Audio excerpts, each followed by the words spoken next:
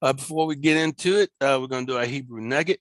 This Hebrew Nugget comes from a book, 1700's book called The Critical Review or Annals of Literature by a Society of Gentlemen.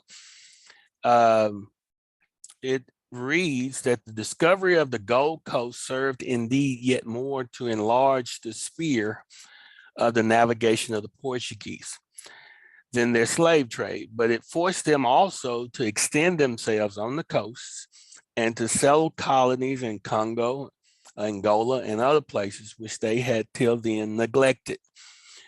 Prince Henry's colonies were enlarged by his successors. King John II in 1492 expelled all the Jews to the island of St. Thomas, which had been discovered in 1471, and to other Portuguese settlements on the continent of Africa.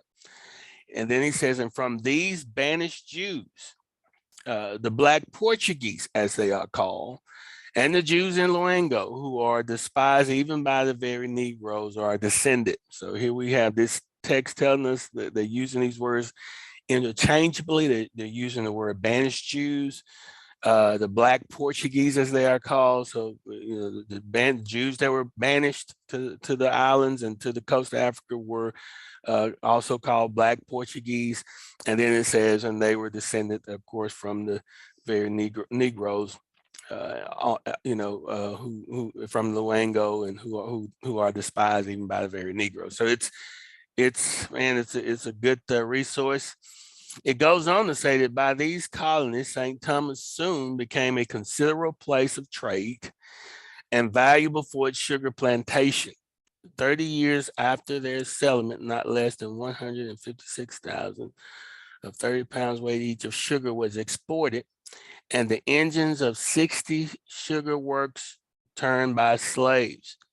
These Negroes were purchased in Guinea, Congo, and Manicongo, and the colonists had plantations furnished with from 150 to 3,000 Negro slaves.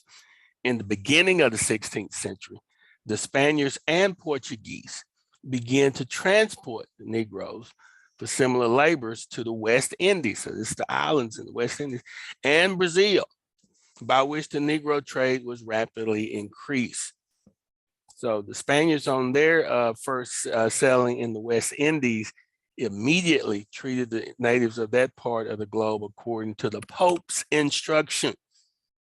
They divided them by families or districts among themselves as slaves. So this is a great resource telling you they got the instruction straight from the Pope.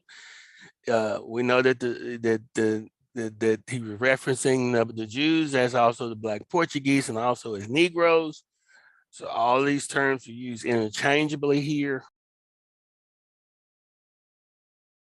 Now, I believe that the feast day cards are a powerful tool for three major reasons. Number one, the Messiah fulfilled and will continue to fulfill his redemptive work surrounding these particular days. The feast days are actually the only biblical holidays or holy days that he affirms in Scripture, not Easter, Christmas, Valentine's.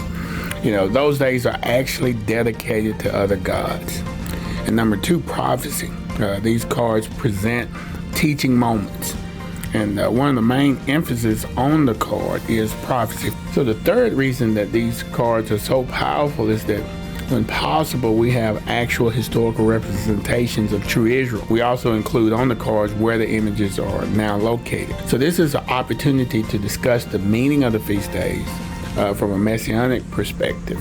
Also, it's a teaching moment on specific prophecies, and it also opens up discussions about the images of true Israel.